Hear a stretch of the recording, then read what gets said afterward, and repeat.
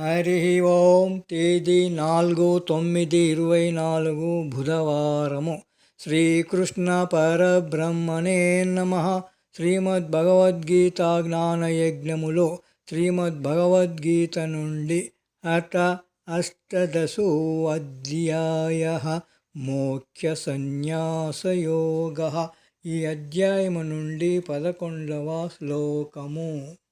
నహి దేహభృతా సఖ్యం త్యక్తుం కర్మాణ్యశేషతః యస్తు కర్మఫలత్యాగి సత్యాగీత్యభిధీయతే.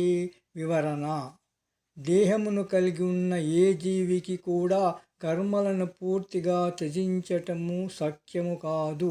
అందుకే తన కర్మ ఫలములను త్యజించిన వాడే నిజమైన త్యాగి అని చెప్పబడును.